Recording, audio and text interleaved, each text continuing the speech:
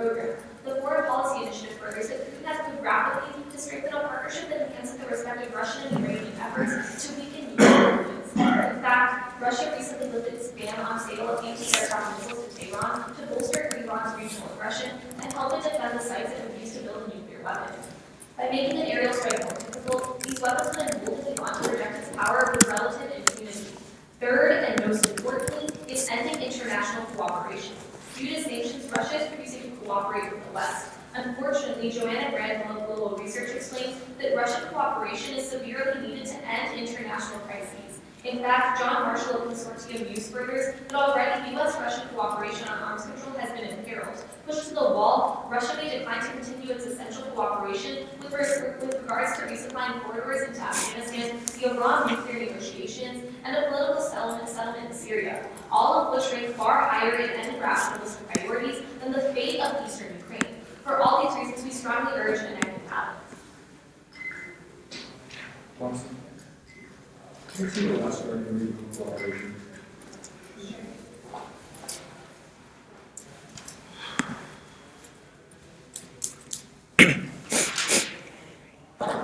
Also, please see counter sanctions $6.7 million.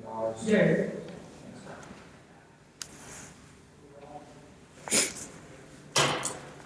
And is it okay if he looks at that while I'm making the case? Yeah.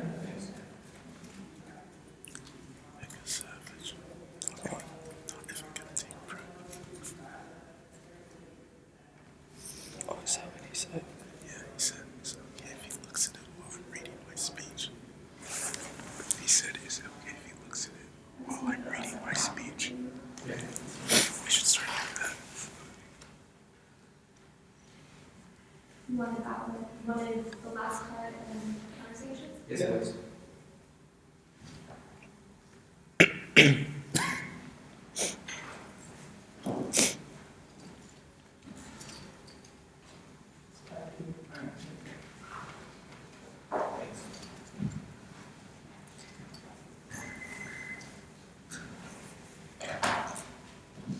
Is everybody ready? We affirm that Section 1 is labeling bad actors. Michael Millman of the CFR writes that every time the United States stands in defense of a principle, that message goes out around the world. He furthers that sanctions are an opportunity for the West to point out bad actors and call the world's attention to the fact that their actions are neither supported, ignored, or revoked. He explains that, for example, American sanctions against Gaddafi were successful even though he hadn't changed any policy because we had identified him as a criminal. Indeed, shifting the spotlight on undesirable action is the first and most critical step in addressing the issue. As Matthew Crane of the International Studies Quarterly writes, naming and shaming brings atrocities to light and creates common understandings of the actions of perpetrators across the international community. While a lack of attention suggests to perpetrators that their actions are hidden from security, the international spotlight shown on perpetrators by labeling them means that the killing no longer goes unseen. Perpetrators now think of themselves as acting publicly and within the global arena, and they change their behavior to avoid the spotlight. Jacqueline Rivera quantifies how the 3 standard deviation increase in naming and shaming bad actors decreases the probability of civilian killings from 12% to 0.04%. Contention 2 is social movements. In analyzing the interests of the West concerning sanctions, the Washington Post notes that the promotion of democracy has been the single most important goal in initiating sanctions against authoritarian regimes. The West has had an important role in promoting democracy abroad. There are 2 reasons why sanctions increase social movements within Russia. First, sanctions single out and make current political elites less powerful by cutting them off from funding and negotiations. This makes social movements comparatively more powerful and increases their influence. As William Kempner of the International Studies Quarterly explains, foreign pressures might produce an increase in reputational utility awarded to individuals who support certain domestic interest groups. A signal of foreign support for the policies of the domestic group could be perceived as raising the probability of eventually achieving the goals sought by the group, which in turn might encourage activists to work harder. Western nations have implemented these kinds of sanctions already. According to Stratford, the U.S. has targeted Surkov because he is an orchestrator of a large social movement such as the pro-Kremlin youth movement and has spurred other pro-Russian movements. Second, disapproval of the current government actions by foreign governments that is displayed by sanctions is diffused through the population. Kempner furthers that individuals might revise their private beliefs and preferences when they discover that foreigners publicly profess belief in some policy objective. An individual's private preferences are shaped by his private beliefs, which in turn are partly dependent on the beliefs expressed publicly by other people. Historically, sanctions have increased social movements. Harker confirms that sanctions against South Africa were instrumental in enhancing the ability of domestic black anti-apartheid groups to organize collective action in the form of strikes directly against the apartheid regime. These social movements have materialized in Russia. According to Isabel Horst in the New York Times in December of 2014, thousands of opposition supporters defied freezing temperatures to condemn the fraud conviction of Kremlin critic Alex Navalny in the boldest display in recent years of discontent. The outpouring of support for Navalny was probably fueled by growing anger over Russia's economic crisis brought about by Western sanctions. Social movements are critical in promoting progress. Clement in the Journal of Communist Studies and Transition Politics says that in the context of Russia, the only possibility for democratization of the system is mobilization from below. Bensas at Harvard University confirms that some countries with sanctions placed on them achieve democratic gains 60% faster than countries without sanctions. Mark Scopa of Florida State University in 2004 explains that the dynamic between two countries, when one state is in recession and political similarities, one standard deviation below the mean, there's an increase of about 42% in the likelihood of militarized dispute. For these reasons, we strongly urge an affirmative action. Let's take a look. You can have that back.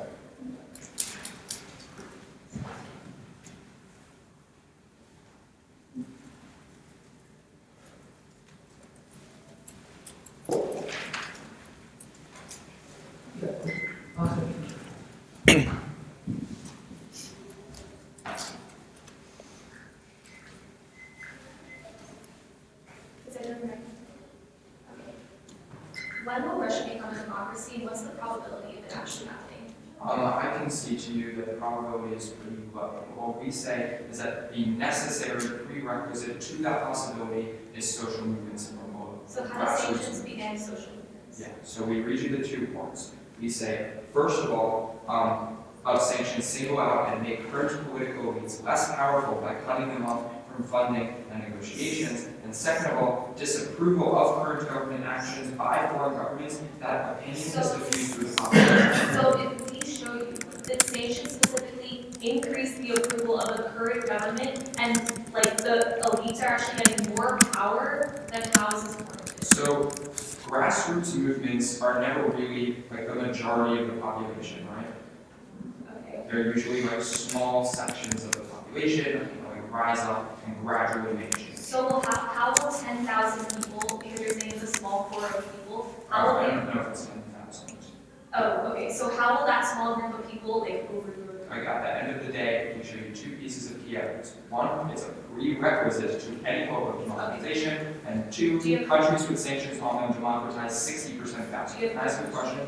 Okay. So when you talk about Russia's attack in Syria, how much of this is actually due to sanctions versus just their want to support Assad? The link is Dannenberg in our first contention, where we specifically find that Russia is going into Syria specifically because he thinks that Western sanctions will not Dannenberg says this, but like, why is it that, and not Putin's desire to prop up his biggest ally in the region? Because Putin has an incentive to take sanctions off of him. Does Putin not have an incentive to prop up Assad?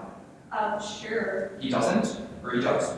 I mean, sure, he Sure. does, but the fact of the matter is, just 3 days ago, he's literally bombing the rebels who are attacking ISIS. And just yesterday, he signed a UN peace accord which said that we See, would the work with the problem West. with that is actions speak way louder than words. Sure, Putin is signing this deal and saying he's going to be doing these things, but the fact of the matter is, casualties in Ukraine have increased by 2 times. There's still 12,000 troops in Ukraine, and aggression has increased. Can I ask you a Russia question? can't really violate their own Security Council Can I resolution. ask you a question? So you talk about sanctions in South Africa as a precedent. Were those smart sanctions? I'm not sure. Okay, so if they weren't smart sanctions, how is it applicable to Russia? The warrants apply regardless of whether or not there's... How does it apply if it's not the same world or scenario? No, our warrants that we give for why sanctions increase social movements apply regardless of whether or not there's smart sanctions. Can you explain to me why it's different? Yeah, smart sanctions are way different. They target a completely Why does it different affect social movements? because it targets the inner circle. Like Great, which is actually what we showed you in our first warning, which is that by cutting off political elites No. who are beating pro-Kremlin and The problem pro-Russia is social movements, this you're consolidation decreasing in our that. circle because of smart sanctions.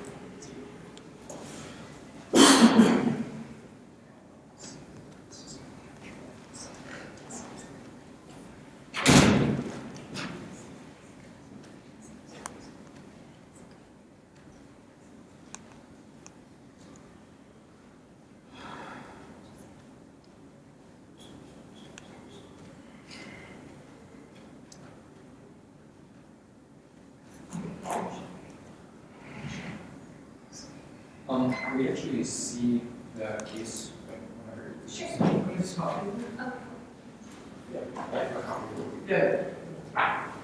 Thank you. if you want another copy of all the dates at the bottom. That's not right. Yeah, I think so.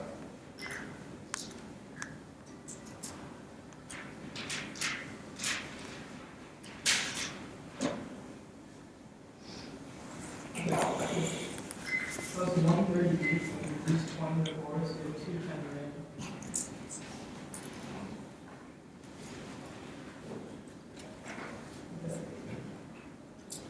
I'm going to do like an overview type analysis, then I'm going to go straight on it. Do you want a separate sheet of paper for the overview? No, you can just put it on my side as well. I mean, you can just like, yeah, put it next to the action. Okay. So you're going to your side and then to their. Yeah. Okay. Sorry, you said. So, you guys ready? Yeah. If we bring nationalism, we're going to be winning the ground. First, Robert Cave of Stanford University specifically finds that when countries become more nationalistic, they're more likely to accept economic damage and not deal with their national interests. That's why it specifically finds that the real world sanctions only work 5% of the time. Then you look at the Journal of Conflict Resolution. They find that when countries become more nationalistic, they view their ethnic rivals as inferior. That's why they specifically attack their ethnic rivals, increasing the probability of conflict by 21%. That outweighs anything they tell you today's numbers. We're increasing civilian deaths. Those are the first contention they talk about being a bad actor. The first thing they tell you is sending an international signal. First, if you decrease international conflict, it doesn't matter if there's a resolution specific to Russia. But first, you move to Mark Galetta of New York Times. He specifically says that Putin views the cost of sanctions variable. It's not really very economy. Moreover, he doesn't think they're going to last in the long term. They're actually not sending him any of the signals they're talking about. But second, recognize the Western media has always criticized Putin for the harsh actions he's taking in Ukraine. That's really what's shining a light on Putin and his actions. But third, beginning to Vice News. They specifically explain Putin's not even trying to hide his involvement in Ukraine anymore. He doesn't really care. Even if they're shining a light on him, he's already knows his view of the clinches in Ukraine is far greater than this light shining upon him. Then they specifically talk about how this is changing the narrative and how this is specifically decreasing conflict. A couple of responses here. First, sanctions have been done before, and if sanctions have been done before, we should have never seen conflict after that. It would send a signal to everyone that you can't engage in conflict, recognize that has been materialized in the status quo. Then you look to Nick Bruce in the New York Times. He specifically explains that in Ukraine, conflict has doubled. Here's the warrant. The specific warrant is when we show a greater interest in Ukraine, Putin doubles down as well and sees a far greater geopolitical interest. That's specifically why civilian casualties, according to Nick Bruce, has doubled in Ukraine. That's the most important piece of analysis. Go to the second contention to talk about democracy promotion. First, Russia has never been a democracy. Don't show any precedent for this argument. Recognize Russia was way more authoritarian in the 1990s and still they weren't a democracy. They don't prove the internal link to this entire contention. But saying the internal link to this entire contention is going to be a decrease in economic growth. But according to Europe, Russia's economic decline in 1998 and in 2007 was far worse than the crisis now. And number two, sanctions aren't even really causing the crisis now. So if you believe that economic downturn is what lead people to revolt, recognize in 2007 and 1998 they didn't revolt against Putin. They don't prove the internal link to this contention in order for it to be true. Then go to the first warrant reports Henry Miller of Bloomberg News specifically explains that Putin is putting more money toward his political elite. In fact, he specifically finds he's giving them more state contracts to the tune of $8.1 billion, is a 12% increase from last year. But second, specifically to Michael Danner of Tufts University, who explains that the political elite need Putin a lot more than Putin needs them. The only reason these elites are rich is because Putin gives them state contracts and not likely to turn against Putin. They need them way more than Putin needs them. Then he goes specifically to the fact he's consolidating his inner circle. The elites who are turning against him have no power, and the only people who have power now are the nationalist elites who promote anti-West policies. Go to the second link, where the only solvency card here is talking about thousands of parties and how all these people are going to turn against the West. But recognize this evidence was before speech, and the number two, like 1,000 people who actually can't overthrow the entire Russian government. But second, you can recognize they're turning against Putin, right? Like they're turning against the United States. That's specifically why we're telling you that overall anti-American sentiment has increased. This is positive news in the West have decreased from 50% to 15%. Putin is now doing what they want, putting in place more anti-West policies. That's why Putin's popularity is at an all-time high. They don't prove to you any of the social change is actually materializing in the real world. But let's pretend this argument is true and Putin is overthrown. John Marshall Consortium News again explains to you that the people who are likely to be elected after Putin is overthrown are also nationalists because they're the only ones who have power in today's government. That's really important because even you buy every single internal link they give you don't access the final democracy point, which is the impact you're trying to go for. Responses.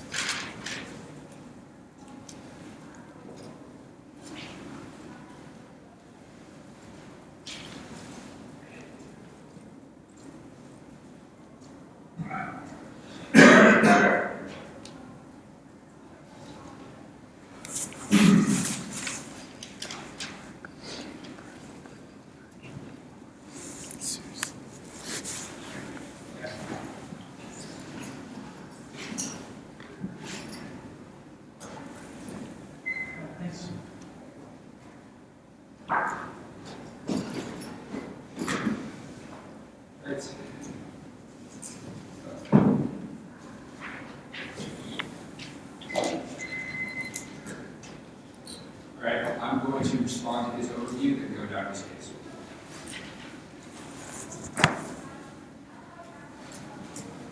Rationalism outweighs nationalism. This is pretty simple. Every state that's attempted to follow the model that my opponents have told you, where they increase nationalism and increase their military aggression in response, i.e. Nazi Germany, i.e. the storm of the former Soviet Union, all eventually collapsed in the long run. And that's pretty evident. That's why other states haven't tried that strategy. At the end of the day, states are rational actors who will look out for their own best interests. If they believe that certain policies are unsustainable, they're not going to follow them. Therefore, if we show you that we're increasing the cost to Russia's actions, at the end of the day, that's going to be the first way you vote for the affirmative. But the second way you vote for the affirmative is if we prove to you that we create a more accountable government in Russia, because a more accountable government in Russia will create less military aggression for reasons I'll explain when I go down to the case on their second contention. But first, let's deal with their first contention. So here they say essentially that Russia has intervened on the side of basically on the side of ISIS and is essentially propping up Assad. A couple problems here. First, Russia would be doing this anyways because Russia has a vested interest in defeating the anti-ISIS rebel groups who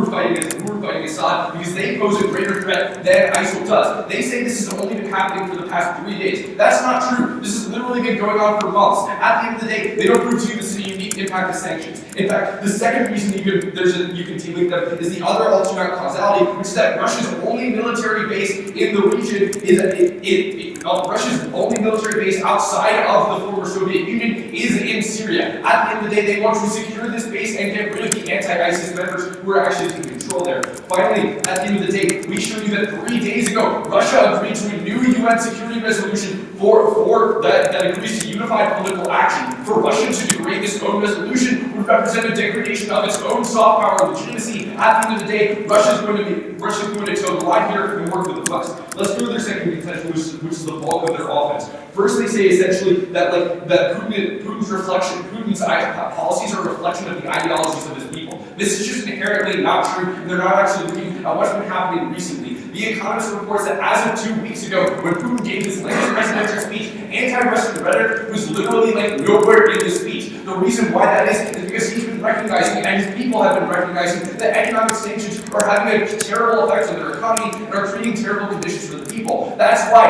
government support for government policies has fallen 9% since June, and The Economist finds that 75% of Russians say they want better relations with the West. Insofar as that's true, if we win our democratization impacts, which Eitan on the front line in summary, we prove that a more accountable government to the people will lead to better policies towards the West, because 75% of the people want better policies towards the West. Then they say that it's limiting his inner circle, but literally, the words behind this is because sanctions are taking out his inner circle, so he only has the most radical people left. However, what we show you is that we keep chipping away at the inner circle and their radicalness. In the long term, what this means is that even if he's still only left behind with these people, that number decreases and people essentially become more rational as they get more targeted. Then they look into a couple impacts. The first is counter-sanctions. First of all, their evidence is from a projection in 2014 that they didn't actually show come true. But secondly, Lisa Carey of the European Council of Foreign Relations explains that this is actually a crucial component of sanctions, because in order for them to convince Russia that we care, we need to take some economic costs ourselves.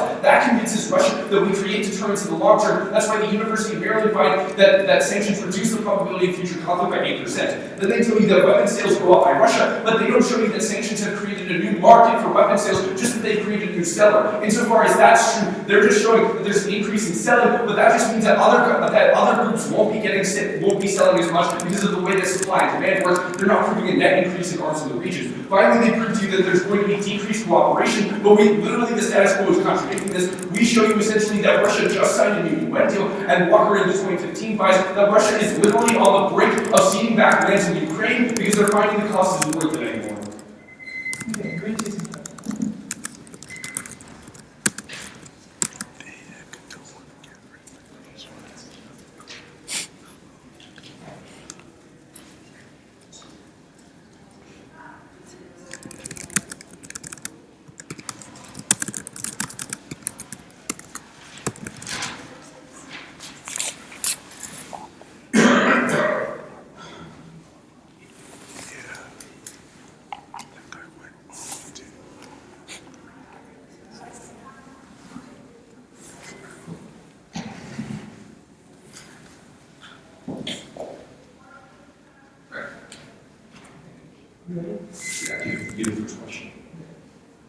So if nationalists are the only people of power in Russia, right, why will the next person elected be Democratic? I didn't quite hear that. Why would the next person elected be Democratic? Yeah. No, that's not what we're saying. The process of democratization is not just about who gets elected and who doesn't. It's about internal reform. What we're saying is that maybe similar types of people get elected, but the process that's happening in Russia right now is that I was about to explain. The process that's happening in Russia right now is a movement that's setting out to create a government whereby that has to be more answerable to the people. That means essentially they're creating a government structure that's more based on what the people want. When that happens, we see this impact. Cool. Let's talk about what the people want. You told me there's 1,000 supporters outside the Kremlin protesting. Okay. Right. How is this going to overthrow the government of Russia? First of all, I'm not trying to say we are going to overthrow the government of Russia. I am saying that these people are trying to reform the government of Russia. And that's a really important thing that even the smallest minority can do, because we've seen like small social movements like this create big change in the past. Like the apartheid movement was small relative to the population of South Africa, but they still managed to bring up That's the reason the apartheid ended in Africa. It's like the international community condones slavery and like segregation. The way that they condoned that, the most salient way that they condoned that was through sanctions. That's the entire point. Like all the other way that they did so. All the other ways that they did so was just empty rhetoric. Literally, what our evidence. Let's do like a little time frame probability analysis here. Like, what is the probability the Russian government is going to be more accountable? When will they be more accountable? Like, this is super ambiguous. Okay. Our evidence is based, first of all, the 60% card is an annual basis, meaning this is an increase in democratization every single year as a result of sanctions. So when are they going to democratize? Like, that's what 10% is true. I'm telling you that this democratization process is happening annually through the protests that are happening, through the increase in So like, you're telling me your study looks at the 1,000% protests, analyzes that, and finds that that's going to increase democracy by 60%. It finds that sanctions do that. And I tell you that in the status quo, right, even if the social movement is small, it is a prerequisite to creating a better Russia. So we spent like 3 minutes on this. Can I ask you a question? Okay, so how much have weapons increased in the Middle East because of Russia? I mean, I can't give you like a percentage, but I would argue that most countries don't sell weapons to Hezbollah and Iran. When we're specifically telling you that Russia has an inherent incentive to sell weapons to our enemies because we're undermining their Isn't there something called a black market? Like, I'm really missing the understanding. Okay, they don't have access to like high-tech military equipment like anti-aircraft missiles, which we're proving to that is directly selling to Tehran. Okay. First of all, that was happening prior to sanctions. No, our evidence is very specific. They literally just lifted the ban on selling anti-aircraft weapons to Tehran. But what the Council of Foreign Relations explains is that like Russia has been this Why don't you has see been a that trend of as escalation since the early 2000s.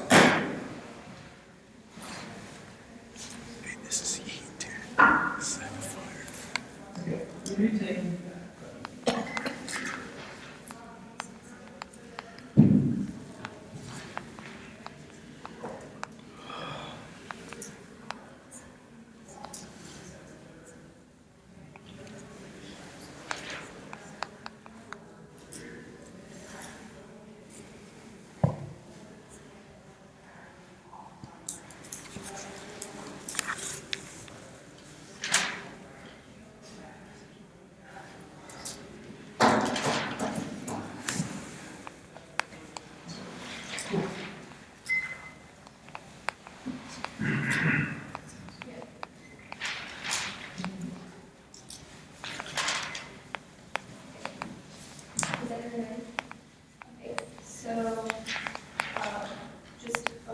our overview, then what he said, that's his overview, and then our second contention.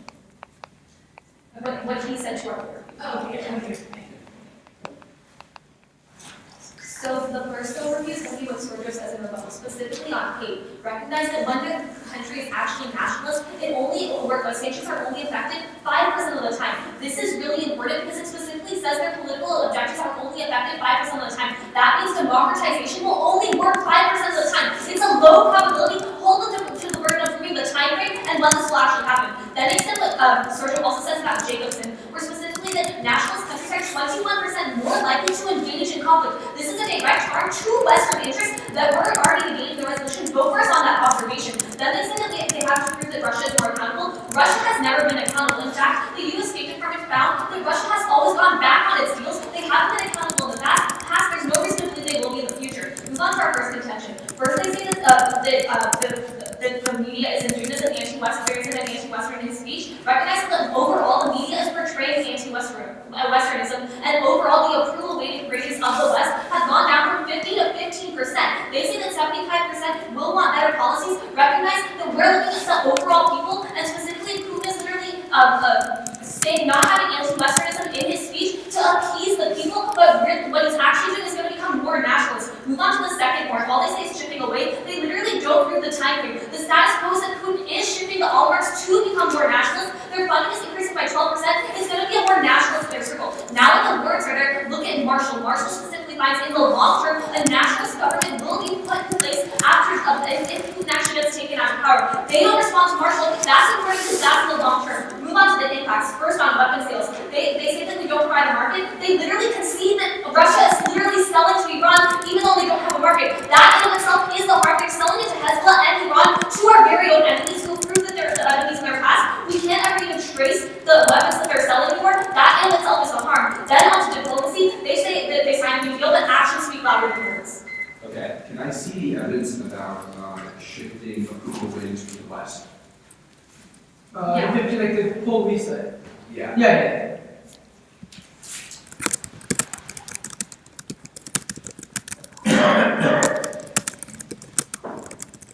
You can confirm right now. Yes.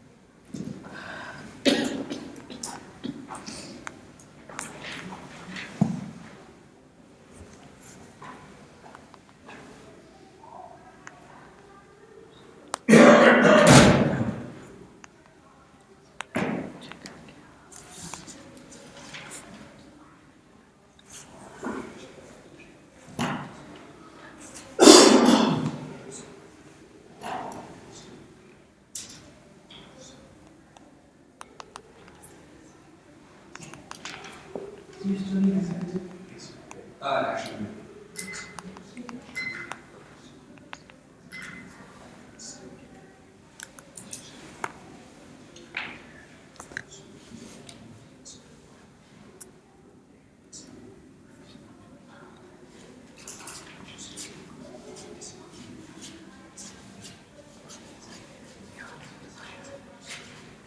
Okay.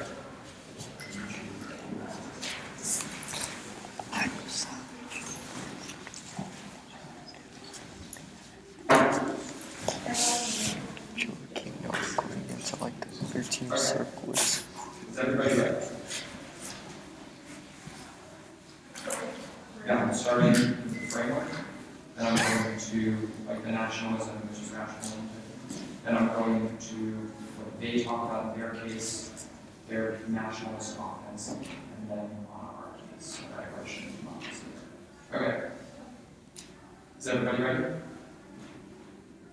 Prefer rationalism over nationalism. It's in a government's best interest in order to be rational. Remember what Harrison says, which is that every government that has acted like they are proposing Russia will in the past has collapsed in the long term. Now, let's go into their case about nationalism. They never really respond to the 75% decrease. All they say is that people aren't supportive of American policies. First of all, this is America, not the entire West. Second of all, even if they don't support the policies right now, that doesn't mean that 75% of them don't want better relations in the long term. But second of all, they don't respond to the part that Harrison reads, which says that support for Russian government policy has fallen 9%. There's not this radical increase in nationalism that they're showing you. Next, there were talks about increasing the inner circle's nationalism, but what Harrison says is that this is completely not unique. They would be there anyway, but what Putin is doing is he just pushing out the non-nationalist ones. Now let's go on to where you're really voting for us. The first place is on some terms that Harrison puts on in rebuttal that never get responded to. This comes from the University American, which says that after sanctions are put in place, there was an 8% decrease in conflict in the long term because the cost of sanctions on this country is high. And the second comes from Walker, who says that because this cost is so high, right now Russia is literally on the brink of ceding land back to Ukraine. That never goes responded to. Now let's look at democracy.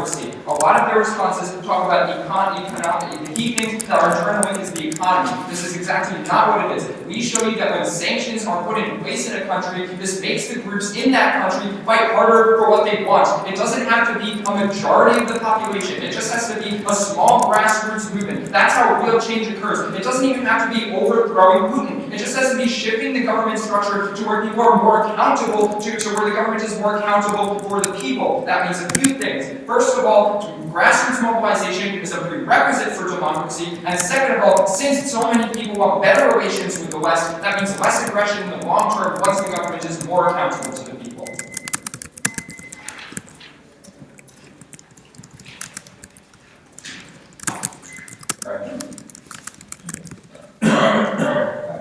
Yeah. So in your example, you talked about the thousands of employees. At the very end of your case, you tell me that the reason why they're so angry is because of deteriorating economic conditions. That's one of the reasons, right? What is the other reason? That's what your card says. That's what one card says, but we read you two different warrants, right? Like, No. what else?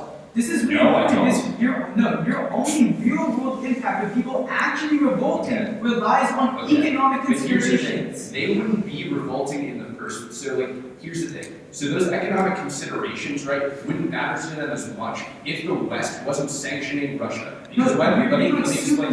sketch now. Like we have no idea what that means. Like, what is the marginal increase? Because like they Is he allowed to just finish the his West. plan?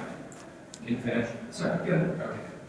So the way that it works, right, is these economic considerations were in place, right? Like there was a recession in Russia prior to sanctions. Yeah. But what we're saying is happening is that the West condoning Russia's actions through sanctions makes the Russian people realize that like this isn't only that our government is more responsible for this. Our government is creating these negative outcomes for us. If anything, it makes them more against the West because the media portrays to the No, that's population not that the true. problems of the Like, economic the downturn is because the West The imposes Russians sanctions. aren't blind to what's happening. They know No, that they their government is absolutely are. responsible No, for aggression. they are. No, If wait, the you never media is- respond. You never respond to the fact that there's a decrease in 9%, and that's continuing. It's a continuing trend of Russians who disagree with government policy. Yeah, if Russians completely control the media, how would there be any form of disagreement at all? I mean, there's gonna be some form of disagreement, right? So But why is it hold on. increasing? Like, Yeah. you let us It's respond. on a downward It's really quickly, like, let us respond. Right? Like, first, I tell like Putin's popularity is at all-time high. Like, even if they disagree with some of his policies,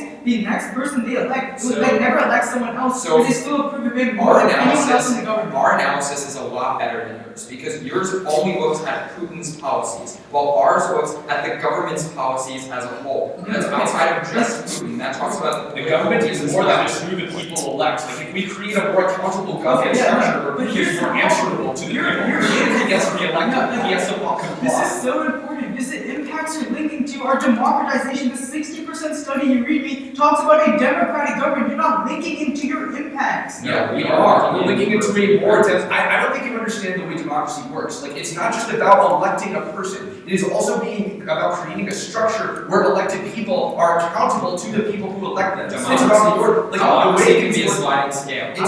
It's about reforms against corruption. It's about reforms that like make the government. Now you're being like more super basic, like kind of become a democracy, but not like a full democracy. What I tell you, like if Putin's power is challenged, he becomes more nationalist to consolidate that power. He wants to preserve this power. He turns against. He does what his people want. His people want anti-Western But at the end of the policies. day, like Putin can only consolidate and control so much. Like that. This is also a new response. Like I'm sorry. We're gonna take, the rest of our time.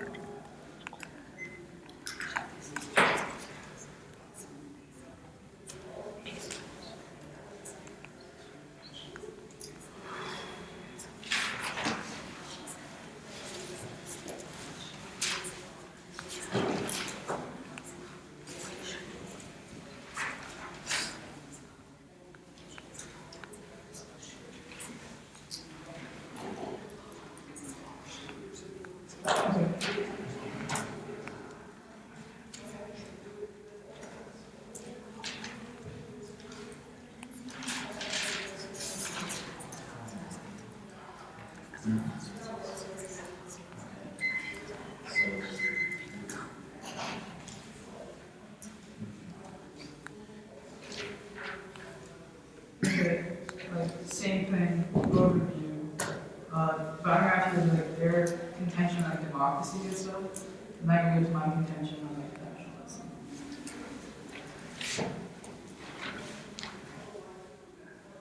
We made two pieces of very important analysis. First, when we tell you when a country becomes more nationalistic, they're more likely to not care about the economic consequences of sanctions and more likely to still pursue their nationalist interests. That's why in the long-term sanctions only work 5% of the time. They won't actually create the democracy like they like to tell you about. But second, they can see the short term. They can see in the short term there is conflict. That's really important. The Journal of Conflict Resolution specifically finds that conflict increases by 12%. That is irreversible because we're impacting lives. They never impact lives once into the debate. But more importantly, they don't internalize any impact. They don't tell you a more accountable government for the Russian people is better for the Western people. That is really important. That deviates everything they talk about. Those are the second contention where we specifically talk about their only example being at least 1,000 people protesting. The most important piece of analysis is because it was of economic considerations. We know that the Russian economy was way worse in 1990 and it was way worse in 2007. That's important because the people doing revolt then don't care about any of the wars they give you. This is only an empirical example of this actually happening. Their impact specifically talk about creating democracy, but what we specifically tell you is Putin becomes more nationalistic, he's shifting away from democracy. That's when we go to our second contention. The only thing they tell you is that the people want more less anti-West policy.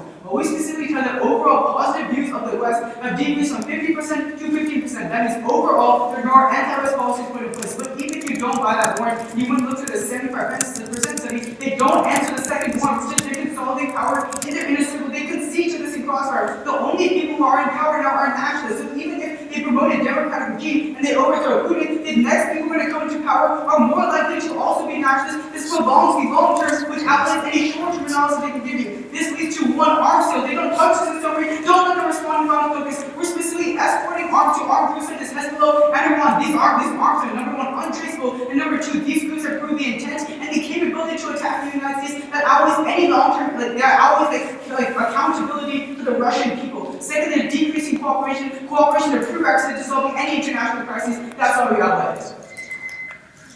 Okay, how much?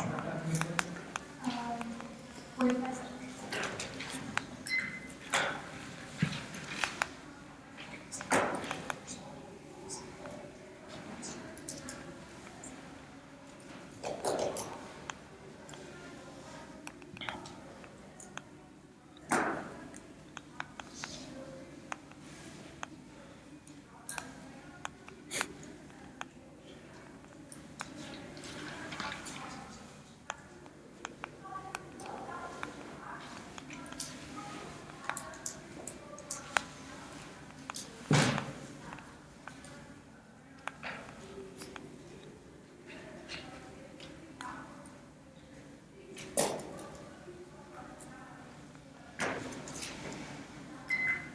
Okay.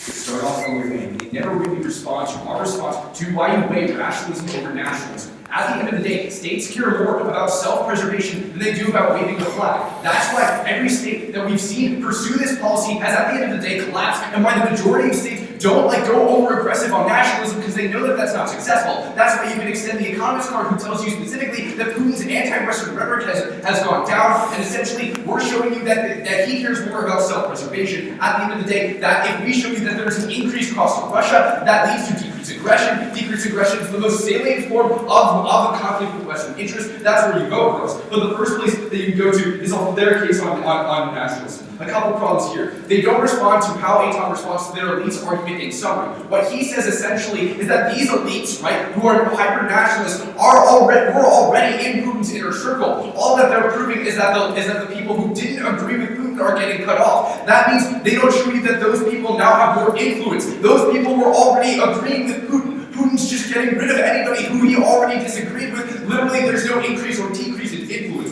They try to say that this will mean essentially that the next person who gets elected will be aggressive. But what we show you in cases that what happens is that 75% of people want better relations with the West, and we show you that specifically when sanctions spotlight on their problems, that's what really creates the galvanizing effect that they're talking about. They're saying economic crisis in 2007 and 1990 didn't result in revolution. That's because they weren't coupled with the sanction, which we tell you makes 60% more democracy. That leads to a better impact. But overall, none of this really matters because of the one huge turn that gets completely dropped throughout the entire map. Actually, two huge turns. We show you through the Walker evidence that Russia is literally on the brink of ceding back land to Ukraine because sanctions are making them realize that it's not worth it overall. Overall, the University of Maryland finds that there is an 8% decrease in conflict. The only quantified conflict impact you have at the end of the round, besides some nebulous arms sales, which they literally can't tell you how much is even happening in the status quo. But for that evidence, for that logic, that's why you're voting for us.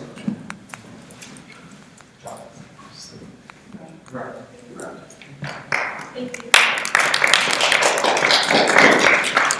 Should we stick around for comments, or should we just head out and get to our next round? I know Well, you I just just found two things that aren't even really pertaining to like anything with the content of being more just like, so like being my first public forum debate I've done, I really enjoyed it, I thought you all were awesome. One thing we do, I noticed when we were asking for each other's evidence, like that took a little bit of time to try and like find stuff and give it to your team. Practice we do in policy is we always have an email chain going with the evidence so that everybody has access to it whenever they need it. I think that might be a cool practice to adopt that would make that like laptop time back, just like some of the sites ahead of time before the speech. I think that would be cool. I think getting a speaking stand would be good, especially if you're reading off of a laptop because it's like kind of hard to hold it. Be able to use like hand movements to kind of emphasize things when you're trying to hold a laptop like that. But yeah, those are like just like two little things that I have on YouTube that are really helpful. So I'll write down more comments in my RFT. Thank you. Very good. I guess the one sort of like general comment, I'll try to make this through. Lots of arguing with sort of like directly contradictory statistics going on both sides. And nobody really telling me like why you prefer your statistics, why they're being true, or doing a comparison with like the quality of the study, what the actual variables that are being studied, yeah, so a little bit more comparison between statistics on both, and this was on both sides, I think would be. It's just like, well, you say it's 12%, you say it's 8%. And last one, okay, so organizationally, I think this, in some places it was a little hard to follow where exactly you're at, because you're transitioning from different arguments very quickly, and like, it's, I don't know, it just gets a little bit messy. So trying to really make sure, I think especially for me as like a more policy judge, I like to have a very clear order about where we're going and clearly labeling things. It wasn't really too bad. And frankly, the numbering was good and not really enough in policy, and I appreciated that. But as the debate went on, I felt it. But I think just two quick comments on the one is just like to make certain that all of your arguments actually are linked very specifically to the exact wording of the resolution. And the second comment is that once you've heard both summary speeches, like you know what your opponents think are obviously like big things in the round. So like make sure in the final focus that you are hitting all of those, because there's a little bit more of the, summary, like you guys say X, summary you guys say Y, and then final focus you guys say X, and then final focus you guys say Y. It's like, comparator.